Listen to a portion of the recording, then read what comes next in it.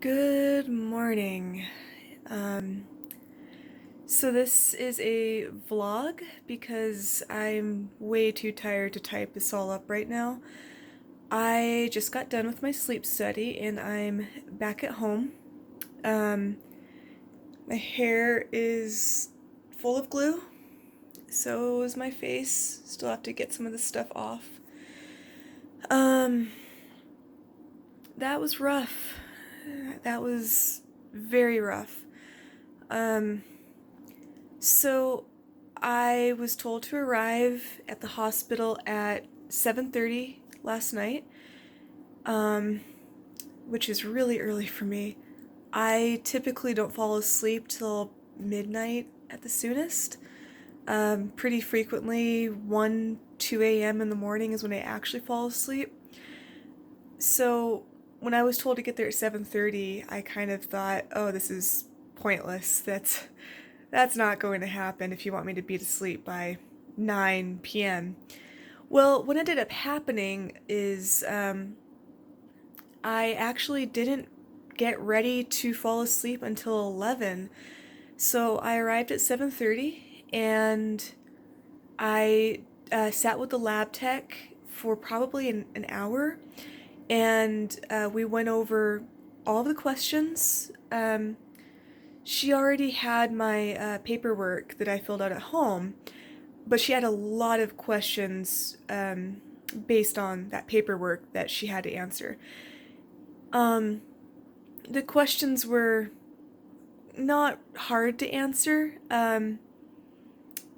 but it just led to a lot of my own questions, like talking about breathing patterns and heart issues affecting sleep, how CPAP machines work, why she might put a CPAP machine on me in the middle of the night during the study. It was just, there's just a lot to talk about. And then she was the lab tech for me and the other patient across the hallway, also getting his sleep study done. So she had to take turns. After she was done with my questions, she went across the hall and I told her if they wanted to get hooked up first, then just hook them up because I was wired. I knew I wasn't going to sleep, so there was no sense in doing me first. But they also had a lot of questions, and so the whole process just went long. Um, so she was going to come back in at 9:30 to hook me up to the wires. It ended up being about 10 o'clock at night that she hooked me up. So I had some time to just try to wind down. I did some reading and, well, sort of. I didn't really comprehend anything, but I sat in their big, comfy leather chair for a little while, anyway, trying to just entertain myself. It did not work to calm me down. Um, so when she was done with the other people, she came across the room, and it took a full hour to hook me up to the wires. She had me sit in a chair, and she did all the wires while I was there, and then after I was hooked up, then I got into bed, and she plugged the two cables in to the machines. So she put wires all over my head. There's so many spots on my head. I actually don't know how many areas there are. She did it on my forehead up here, this eye, all over my chin, up here, my neck. You can see, well, it's starting to fade. I had one right there. My chest up here. I had straps across my chest, around my rib cage, and then I think there was two under my rib cage. I had two, but I can't remember where the second one was. And then on my legs. I think that was it. I was actually expecting more wires than I got. But it's probably a good thing I didn't get more because Yeah, sleeping wasn't gonna happen with any more wires on me. No way.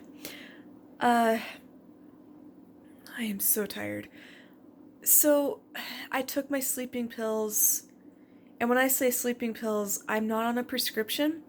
I take a lot of different stuff from my naturopathic doctor, and then a blend from my acupuncturist. And this often means I'm taking like, I'm not joking when I say 15, 20, 25, 30 pills a night. It's quite seriously whatever it takes to get me to sleep. That's how many pills I take. That includes melatonin. There's a combination of like hops, passion flower, valerian root, lemon balm, calcium, magnesium, phosphatidylserine, um, Setitol, like the Ziziphus magnolia bark blend stuff. I a lot more. I don't even remember, but I've been doing this for many years. It's the only thing that's worked to get me to sleep. It didn't do anything for me last night, and I couldn't really get up to get more pills because I was attached to these wires, and I figured it was more hassle than it was worth to contact my lab tech to get up so I could grab more pills because that ordeal would have woken me up even more. So I just tried to let it go. Um, I laid there, I know for a fact, for at least 3 hours, trying to fall asleep, and it was not working. I was trying to daydream, trying to like get my brain into sleep mode. No, it really wasn't working. I was actually too tired and exhausted to daydream. Um, I was very blank, very alert, high adrenaline. I just felt like I was just laying there as a lab rat, just waiting for my next instruction. Uh, it wasn't like traditional anxiety as much as just I was like on pause, just waiting for something to happen. Um, I know I drifted off a little bit because I woke up at 4:30 itching like crazy because I have this really nasty rash on my ankle. I've been covered in hives all over my stomach and back, and I was actually pretty worried that they were going to send me home because my hives would cause an issue with not being able to sleep. The last couple nights, I only got about 4 hours of sleep because of hives keeping me up. Uh, but I had a couple days break without hives. Before that, I had about a full week of rashes with a couple hives mixed in. I have lost so much sleep over the past month from rashes and hives. It's been an ordeal. Not been fun. So I really wasn't sure if that was going to be a problem, and it was. I brought an anti-itch spray bottle with me. I left it across the room in my suitcase, and I could not get up to use it without contacting my lab tech. And once again, same thing with the sleeping pills. I just thought to myself, yeah, okay, I could contact her. I could get her to get that spray bottle for me to help take care of the itch, but that would probably wake me up even more and make it even harder to get back to sleep. So I just tried to fight it off. Yeah, well, I think it's probably a good 45 minutes to an hour of tossing and turning, trying to figure out a way to ignore the itch. And I could just feel my heart rate just skyrocket. I really should have contacted the lab tech and asked for help. Um, it's just, I was just so delirious. Making a decision like that was so taxing. I did get to sleep after that, and I probably slept for those 2 hours, the deepest I slept all night. And then I heard all the noise across the hallway. They woke up the other patient first, and they just were not quiet at all. Um, so I think I woke up at about 6, listening to whatever was happening across the hall. And I was so groggy. I could tell my body wanted to be sleeping, but there was just so much light coming from under the door. Outside, there was some traffic noise starting to seep in. Um, and I I don't know if it was the lab techs or the other patient across the hall that was loud, but I couldn't fall asleep initially because I just heard like music, like there was a rave going on across the way. And then when I woke up, it's like that patient decided to just yell everything. And there's 3 or 4 people talking, and there's people walking in front of my door talking. If I was supposed to be sleeping through that, I don't know how I was supposed to be. Um, there was just so much stimuli the whole night. I just my lab tech was good. I really liked her.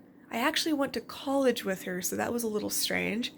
Not a big deal, but still. Um, no, she was very good at her job. I have a lot of respect for her. I had no issues with her. Um, and I don't know if it was her that was being loud, but I really feel like they need to update their facility to be soundproof. Um, so she got me up at 6:30. When I went to sleep, I probably waited 15-20 minutes laying in bed in the dark, waiting for her to contact me over the intercom to do some tests. She asked me to do things like look up, look down, left, right, um, breathe in through my nose, breathe in through my mouth, hold my breath, then hold my breath while I pump my stomach muscles. I had to move my legs. And then when she woke me up this morning, I had to do the same tests. Um, Keeping my eyes open when she asked me to was not easy. I was so groggy, but very hyper alert. I had no problems talking, communicating, because I don't think I ever really shut down. So, I opted not to shower there because I greatly prefer my own shower at home. So I pretty much just packed up and left. It was very icy outside, so I had to wait in my car for probably 15 minutes, letting it warm up to defrost. That helped. The cold was a shock, and that definitely helped. Um, and now I just ate breakfast and had some green tea. I am so tired. I'm dreading getting in the shower to wash all this off. Um, I sorry, I'm jumping around. When I left my room, somebody caught me in the hallway to walk me to the elevator to help me leave. I don't know if she was a doctor for sure. I kind of assumed she was, but she might have just been like the sleep specialist. Maybe she's like a lab technician that's gonna read it. I don't know. She was knowledgeable. Um, maybe she treats every patient that leaves a sleep study this way, but she showed a lot of concern, a lot. She was very attentive to me. Had a lot of questions about what where my test results are going to, if it's just my primary doctor, if I have other doctors that need to see it. So I answered all those questions. And when I told her I drove myself and I was driving myself home, she showed some concern, and it certainly left an impression on me. Again, I don't know if she treats all of her patients that way or not, or if I was definitely showing reasons to cause concern. I don't know. I may not know my results for 1 to 2 weeks, which is a long time to wait. I initially, well, my naturopathic doctor talked to me about doing a sleep study for a long time. Um, he never talked about narcolepsy. My primary care doctor here, who actually ended up ordering the test for me, talked a lot about narcolepsy. She wanted to rule it out. She also offered a drug for chronic fatigue syndrome. Um, that's a drug specifically for narcolepsy. So she ordered the sleep test for me, and I guess I had the impression she wanted me to do it to rule narcolepsy out. Um, but the sleep test that was ordered did not include the narcolepsy tests. I'm a little confused by that, but the sleep tech last night actually asked if I wanted to reschedule because she wanted to know if I wanted to schedule to do the narcolepsy test as well. And that would involve staying the day after and doing a series of tests with the naps. So I would just stay hooked up to those wires the whole day and just try to nap. I said no. I just wanted to get this thing done and over with. Um, I did not really understand what narcolepsy was, I think. And I just thought, there's no way. I am an insomniac. I thought narcolepsy was the opposite of that. Apparently, it's not. And apparently, now I answered enough questions in such a way that um, makes them think narcolepsy is a certain possibility. So I don't want to do this again. I I'd almost rather not know than to do this again. Um, so I yeah, I don't know. I'm tired. But I I think because I have POTS, the postural orthostatic tachycardia syndrome, which is a dysautonomic nervous system issue. Narcolepsy falls under that same umbrella, that maybe I should actually take it more seriously and maybe consider doing this test. Um, I also know that sleep issues are extremely common with POTS, and it would make perfect sense if everything I'm going through is POTS related. I mean, I've got adrenaline all the time. I am exhausted all the time, but my nerves underneath the surface of it all are just wired. Um, Caffeine never feels good, but I often have to rely on it. I hate stimulants because I already feel stimulated all the time. I can have chest pain. My heart can feel like it's just run a marathon just from walking around for an hour. Sometimes not even that long.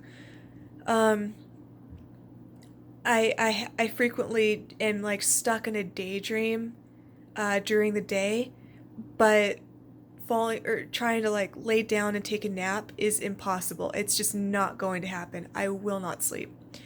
The only times I ever fall asleep during the day is when I have not slept at all during the night and I finally give out, which is rare. I usually get a lot of interrupted sleep.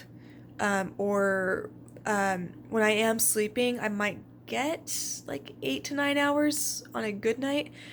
I'm dreaming the entire time and I never wake up feeling rested. Um, I also will actually sleep during the day during PMS. I have endometriosis, and the PMS is really, really bad.